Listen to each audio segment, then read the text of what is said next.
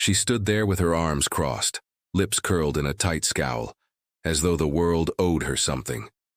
People in the boarding line glanced around awkwardly, some pretending not to hear, others shifting uncomfortably. The woman, mid-40s, well-dressed blonde bob cut, was loud enough for the entire gate to hear her words. "You've got to be kidding me. A black woman? Flying this plane? Is this some kind of joke?" The young black woman she was yelling at didn't flinch.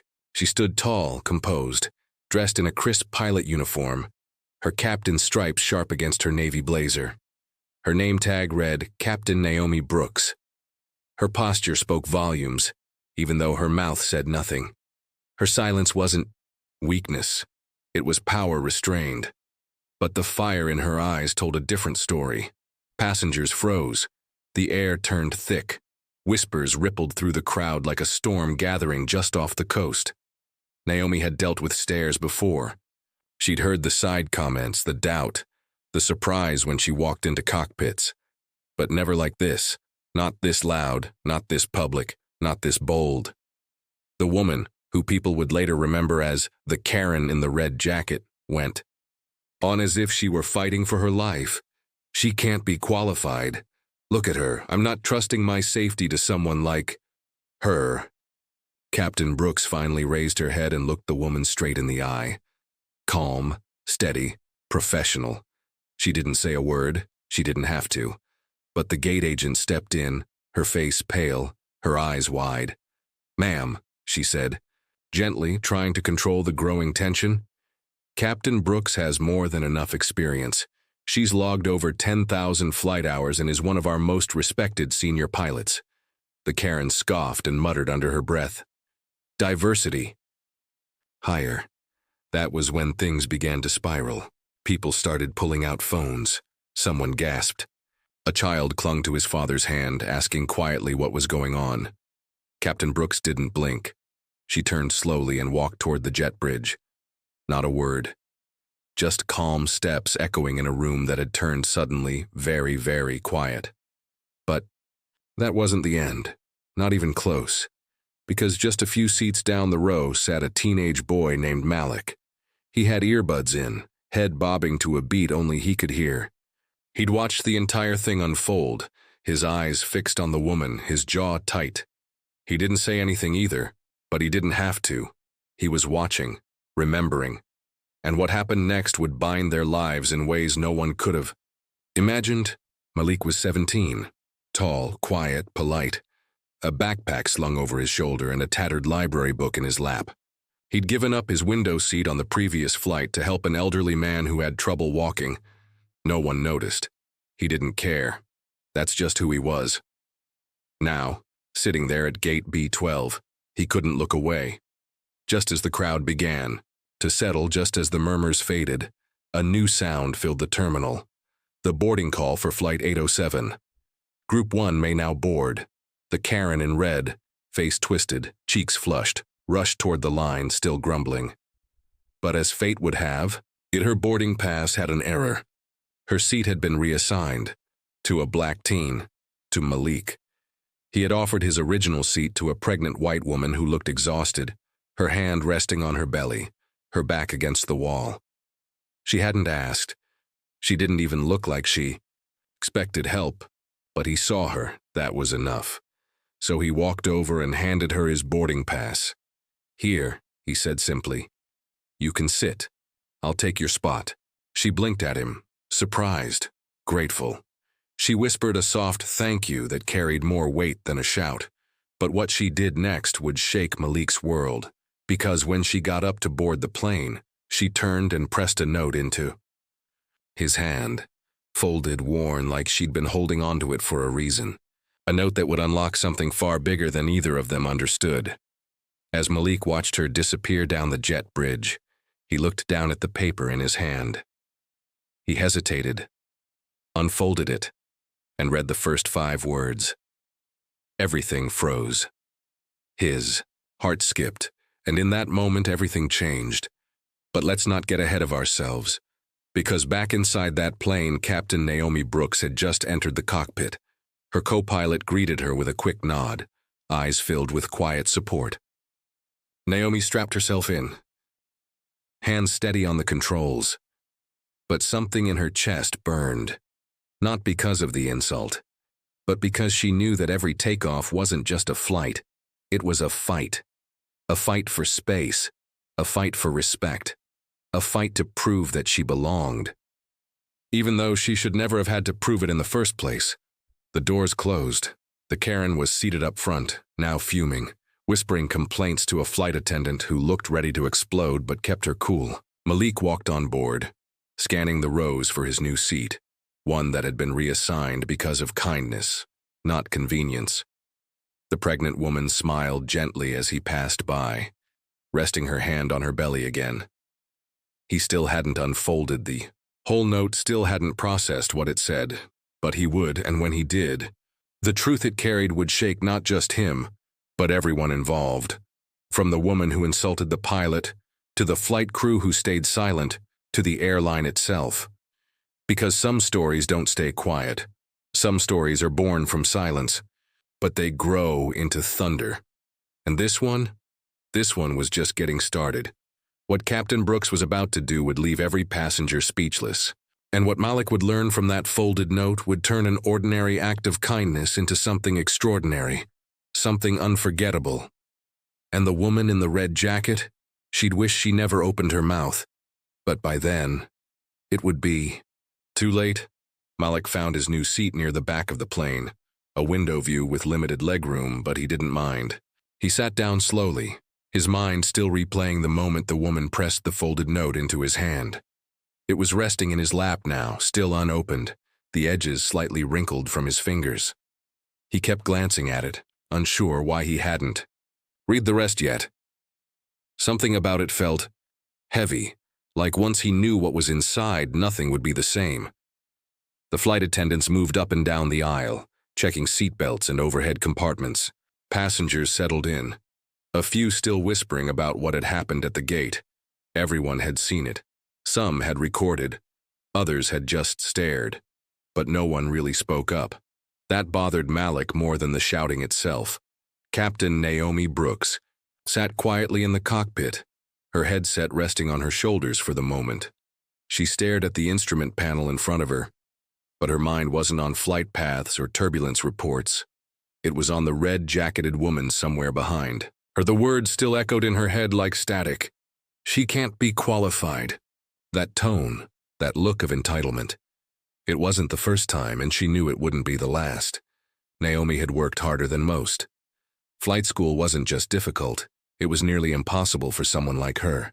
There were barriers, spoken and unspoken. When she first applied, people assumed she wanted to be a flight attendant. When she said she wanted to be a captain, they laughed, then gave her the "Are you sure?" talk. Even after she graduated top of her class, she had to fight for every opportunity. She remembered the first time she walked into a cockpit as a lead pilot. The crew went silent. One of the flight attendants looked at her and said, "You're the captain?" Not rude, just shocked. But Naomi knew what she meant. She always knew. Still, she did her job. She did it better than anyone expected. And now, even after all the miles, all the landings, all the flawless records, one woman's ignorance had managed to stir something deep in her chest, something she usually kept buried. Back in the cabin, the pregnant woman Malik had helped sat comfortably in his original seat, near the front, a little less cramped, with better airflow. She glanced back once or twice, checking on the boy who had given it up for her. Her name was Emily. She was in her third trimester, alone, traveling across the country to stay with her sister before the baby came. She hadn't planned on flying, but plans had changed fast. Life has a way of doing that. When Malik offered her his seat, she was stunned. People rarely stopped to help anymore. Everyone was always rushing, staring at their phones, wrapped in their own worlds. But this boy noticed. Without hesitation, without expecting anything, he helped. That gesture had unlocked something in her, a moment of clarity. That's why she gave him the note. She hadn't written it for him, originally. It had sat in her wallet for months, words meant for someone else. But in that moment, she knew it belonged to him. Malik's fingers tapped lightly against the folded paper. His curiosity grew, but so did a strange fear. He wasn't used to attention. He wasn't looking for meaning in this flight. He just wanted to get to Atlanta and see his aunt. But now this stranger had given him something that felt like a key. A key to what? He didn't know yet. Meanwhile, the woman in red was seated in business class, arms crossed, glaring at the flight attendants every time they passed. She had complained 3 times already. The temperature was too cold, the seats too stiff, the delay at the gate too long. But beneath all that bitterness, she was uncomfortable for a different reason. People were still looking at her, whispering. The incident at the gate wasn't forgotten. A man across the aisle had turned his phone toward her, clearly checking if she matched the video he had captured earlier. She felt cornered in her own expensive seat, yet she wouldn't apologize. Not in her mind. She believed what she believed. She wasn't racist, she told herself. She just had concerns. But that lie had worn thin, even for her. The engines roared softly to life, and the plane began taxiing to the runway. The cabin lights dimmed slightly. Malik leaned back, trying to focus on something else, but his thoughts kept circling. The note, the woman, the pilot. Everything felt connected in some strange, invisible thread. He finally unfolded the paper. His eyes scanned the words slowly. They were handwritten, simple, neat. The world may not always see you for who you are, but never let that stop you from being exactly who you were meant to be. Underneath, a smaller line was scribbled in darker ink. You're part of something bigger. Look for the name Silver Horizon. It's time. Malik stared at it. What did that mean? Silver Horizon. His mind raced. It sounded like a company, or maybe a code. But the handwriting didn't look rushed. It looked intentional. Like someone had been waiting for just the right moment to pass it on. Suddenly, the plane jolted slightly as it took its position on the runway. The captain's voice came over the speaker. Ladies and gentlemen, this is your captain, Naomi Brooks. Thank you for choosing to fly with us today. We'll be taking off shortly. Please sit back, relax, and enjoy your flight. Her voice was smooth, confident, but if you listened closely, you could hear something beneath it. A slight edge, a layer of tension. She was holding it all together, just barely. In the back, Malik folded the note again and slipped it into his backpack. He had so many questions. Why him? What was the connection between the note, the woman, and this flight? And who, or what, was Silver Horizon?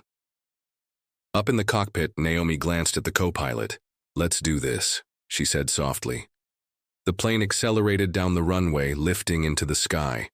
But what none of the passengers knew, not Malik, not Emily, not even the woman in red, was that this flight wasn't just a routine journey. It was the beginning of something none of them could have predicted. And the most shocking moment? It was still ahead. 30 minutes into the flight, the cabin had settled into a calm hum. Tray tables clicked down, headphones slipped over ears, and the flight attendants rolled the drink carts through the aisles. But while things seemed normal on the surface under that calm, something else was brewing. Malik hadn't stopped thinking about the words on the note. You're part of something bigger. Look for the name Silver Horizon. It's time. He kept turning it over in his mind. He didn't know why the phrase bothered him. It felt like a riddle left unfinished. He had never heard of Silver Horizon before. He tried to search it on his phone, but the plane's Wi-Fi was weak and the results wouldn't load. He sat back with a frustrated sigh, staring out the window as clouds passed beneath them like silent mountains. Then he noticed something strange.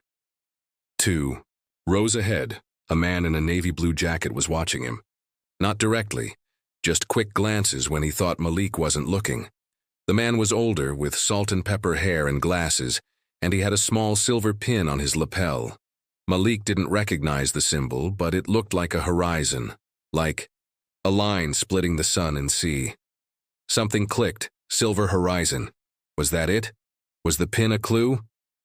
Malik sat up a little straighter, but tried not to draw attention. The man turned away, pretending to flip through a magazine, but Malik knew he had been looking, watching, maybe even waiting. Meanwhile, at the front of the plane, the woman in red, whose name was Linda, was still stewing in her seat. Her arms crossed, her foot tapping. She hated feeling exposed. She hated the stares. But most of all, she hated how powerless she felt. Naomi Brooks hadn't even spoken to her, hadn't even defended herself, and somehow that made it worse. Like Linda's. Words didn't matter. Like she had thrown her hate into the air and it had been swallowed by silence. She reached up and pressed the call button above her seat. A flight attendant appeared moments later. "Yes, ma'am. I'd like to speak to the captain." "I have concerns. I'm sorry, but the captain can't leave the cockpit during flight unless it's an emergency," the attendant replied politely. Linda narrowed her eyes. "It is an emergency. I don't feel safe." The attendant didn't flinch. "If you're having a safety concern, I can have our lead flight officer speak with you." Linda sat back unsatisfied and waved the attendant away. She could feel the disapproval from the passengers around her. A man across the aisle shook his head in disbelief. A woman nearby murmured, "Unbelievable." But Linda ignored them. She told herself she had every right to question the person flying the plane, even if the person was a decorated pilot with thousands of hours of experience, even if her concerns were more about skin color than skill. She wouldn't admit that out loud, but deep down, she knew it. In the cockpit, Naomi Brooks heard the radio chime. The lead flight officer's voice came through gently. "Captain, we've got a passenger requesting to speak with you again." Same woman from earlier. Naomi sighed. "Let her know I'm flying the plane. My focus is on safety. If she's feeling unwell, she should talk to medical once we land." She paused, then added, "We're not letting her ruin this flight." The co-pilot gave her a supportive nod. "You're doing fine, Captain." But Naomi didn't respond. Her thoughts drifted to her father, also a pilot, also a trailblazer. He had faced his own battles in the sky. Racism, doubt, isolation. He used to tell her, "They'll try to break your confidence before they break your wings." Now she knew exactly what he meant. Elsewhere on the plane, Emily, Malik's pregnant, seat swap, watched the flight unfold quietly.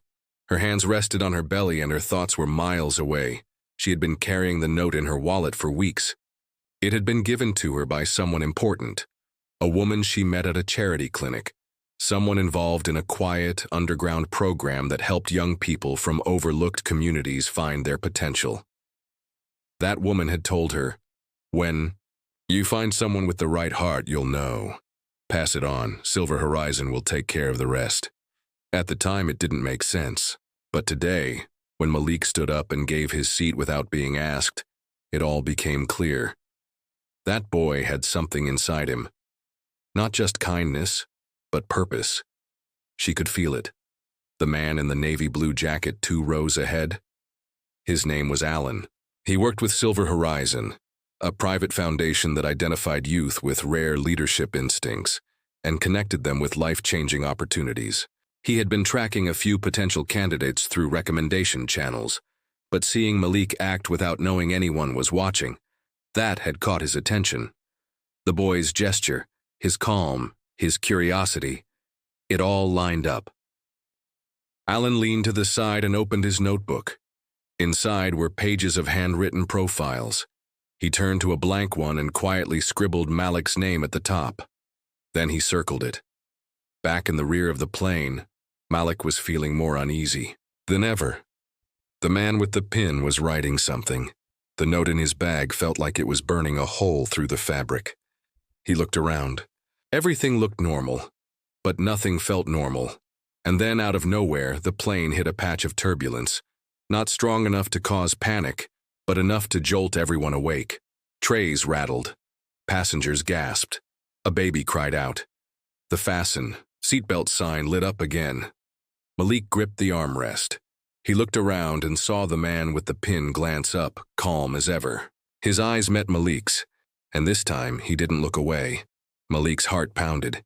He knew something was happening, something beyond just a flight. Back in the cockpit, Naomi steadied the aircraft with experienced hands. "Just a little rough? Air," she said into the intercom. "Nothing to worry about."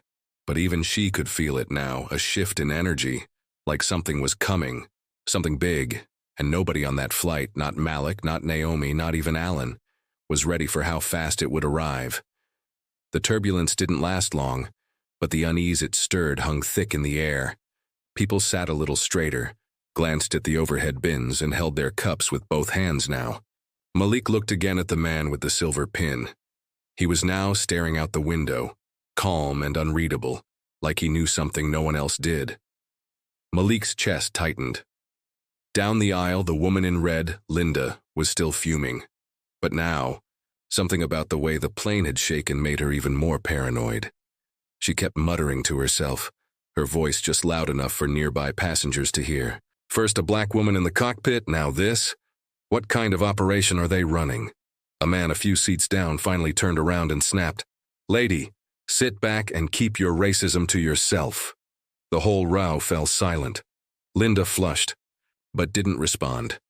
For once, she felt the heat of her own words being turned against her. She tugged her coat tighter around her shoulders, but inside, the shame burned hotter than any fabric could cover.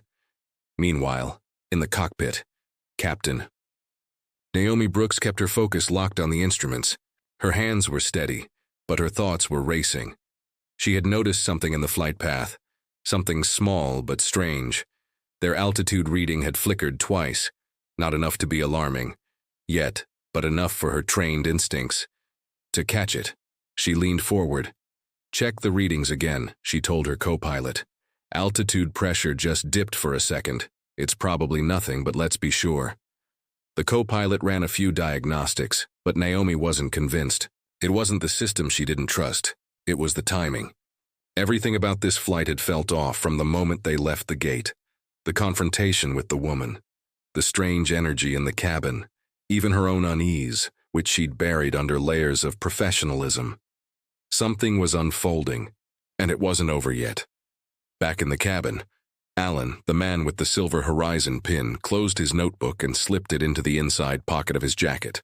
He stood slowly, stretched as if preparing to go to the lavatory, and began walking toward the back of the plane. But halfway there, he paused by Malik's row. Malik looked up, caught off guard. Alan leaned in, speaking just low enough for only Malik to hear. "You opened the note?" Malik froze. "Yeah, I did. Who are you?" "I'm someone who's been waiting for you," Alan said, his voice calm but serious. "There's more than just words in that message. There's a door, and you're standing at the edge of it." "What, is Silver Horizon?" Malik asked. Alan didn't answer directly. Instead, he looked at Malik with an intensity that sent a chill down his spine.